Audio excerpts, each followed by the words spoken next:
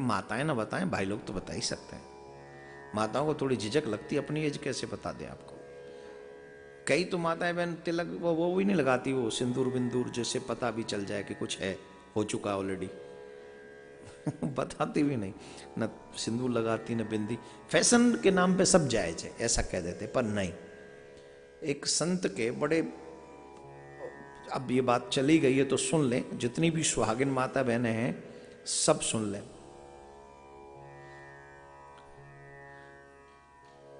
सुहागिन स्त्री के सुहाग के चिन्हों का त्याग पति के समस्त सुखों का त्याग है। सुहागिन स्त्री अगर सुहाग के चिन्हों का त्याग कर दे, मांग भरने का त्याग कर दे, मांग बालों में भरी जाती ऊंची लंबी, यूं यहां नहीं भरी जाती माथे पे, मंगलसूत्र, बिछुए, सौभाग्य की चूड़ियां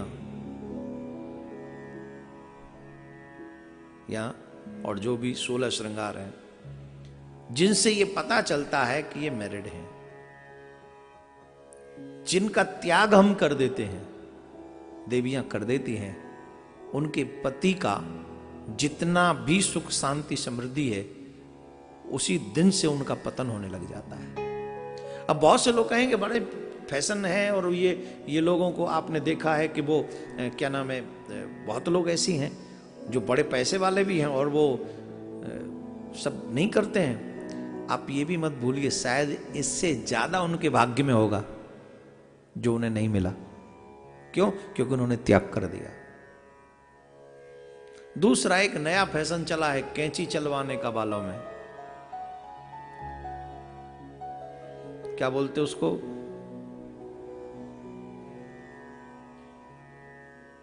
जो भी। सौभाग्यवती छोड़िए, किसी भी माता बहन को अपने केस से कैंची नहीं लगवानी चाहिए। ये बहुत बड़ा अपशगुन है। अब मान लीजिए कि आपके घर का सुख समृद्धि सब कुछ उस वक्त जाता है जब माता बहन अपने केसों में कैंची चलवाती हैं। आप अपना इतिहास पढ़िए, अपने शास्त्र पढ़िए। शास्त्रों को पढ़े बगैर कोई भी कार्य करना ये बड़ा अनुचित है। कई लोग मानेंगे नहीं इस बात को, बोले ये लोग ऐसे बोलते हैं। आपके प्रमाण के तौर पे महाभारत का एक बहुत सुंदर ग्रंथ महाभारत है, उसे आप पढ़ें तो उसमें सिर्फ द्रौपदी ने बाल कटवाए नहीं, बाल खोल के रखे। कई माताएं बहन बड़े बाल खोल के रखती हैं, पूजा पाठ में भी खोल लेती हैं और शादी में भी खोल लेती हैं, लेकिन बाल खोलना बहुत बड़ा अपशगुन है और बाल कटवाना उससे भी बड़ा अपशगुन है। द्रौपदी ने सिर्फ बाल खोल के रखे तो देखिए कितना बड़ा महाभारत का युद्ध हुआ और कितना विनाश हुआ। और द्रौपदी ने कहा था जब तक दुर्योधन दुशासन के रक्त से मैं अपने बाल सींच नहीं लूंगी तब तक मैं इन बालों को नहीं बांधूंगी। तो आप कल्पना कीजिए वो कितना बड़ा विनाशकारी। अच्छा, अब आप कहेंगे हमारे यहां तो कुछ नहीं हो रहा। क्या बात करो, बहुत बड़ा विनाश हमारे घर में चल रहा है, हमको दिख नहीं रहा। बहुत से लोग ये कहेंगे कि ऐसे बाल बाल खोलने से बांधने से कुछ नहीं होता, हम तो इतने दिनों से खोल के बैठे, हमारा तो कुछ नहीं हो रहा, बाल खोलने से क्या हुआ? क्या नहीं हुआ? आपके घर के संस्कारों का मर्डर तो उसी टाइम हो रहा है। आप अपने घर के लोगों के विचारधारा को पहचानिए ना कैसी है। 24 घंटे वो अपने मोबाइल में व्यस्त है। मोबाइल में आपके बच्चे क्या कर रहे हैं, आपके पति क्या कर रहे हैं, थोड़ा सा ध्यान दीजिए ना।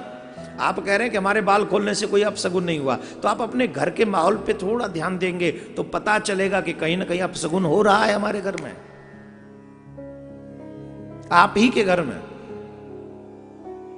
बच्चे बड़ों की बात नहीं मान रहे हैं, यही तो दुर्योधन के लक्षण थे।